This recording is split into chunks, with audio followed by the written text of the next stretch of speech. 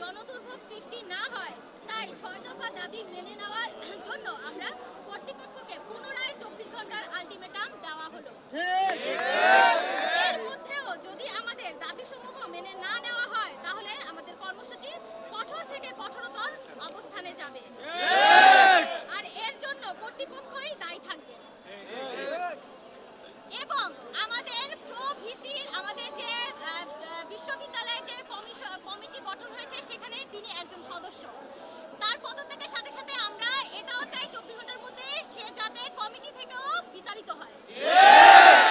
এইরকম অসৎ আচরণ এবং ছাত্রছাত্রী শিক্ষার্থী সুলভ আচরণ না করা শিক্ষকদের এবং এই সমস্ত প্রশাসনকে আমরা আমাদের এই বিশ্ববিদ্যালয় কমিটিতে চাই না।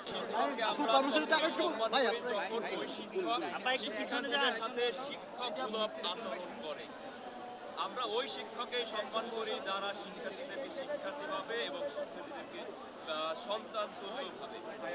আমরা এমন কোন শিক্ষককে সম্মান জানাতে বাধ্য নই যারা শিক্ষার্থীকে শিক্ষার্থী মনে করে না, শিক্ষার্থীদের সাথে প্রতি মুহূর্তে অসদাচরণ ও অপমান লাঞ্ছনার শিকার হতে হয় যে শিক্ষকের কাছে। আমরা এমন শিক্ষককে কখনোই প্রশ্রয় দিই না। যেটা গতকালকে হয়েছে আপনারা ইতিমধ্যে জানেন, ঢাকা বিশ্ববিদ্যালয়ের উপাচার্য শিক্ষা মামুন আহমেদ শিক্ষার্থীদের সাথে যেটা করেছে সেটা কোনো শিক্ষকের আদর্শ হতে পারে না। আমরা এর তীব্র নিন্দা জানাই এবং তাকে অনতি বিলম্বে তার পদ থেকে পদত্যাগ চাই। এবং আপনারা জানেন ৭ কলেজের সমন্বয়ে একটি বিশ্ববিদ্যালয়ের দাবি নিয়ে আমরা দীর্ঘদিন ধরে আন্দোলন করেছিলাম।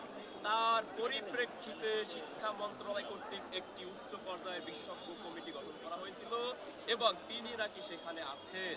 আমরা চাই অনতি বিলম্বে তাকে তার পদ থেকে এবং কমিটির পদ থেকে অপসারণ করতে হবে।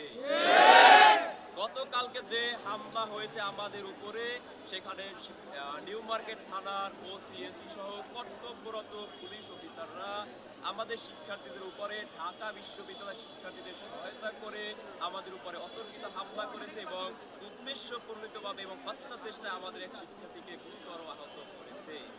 আমরা চাই ওই কর্তব্যরত পুলিশ অফিসার এবং এসি ওসি সহ সকলের প্রত্যাহার এবং বিভাগীয় তদন্ত সাপেক্ষে তাদের দোষী সাব্যস্ত করে আইনের আওতায় এনে বিচারের আওতায় আনতে হবে।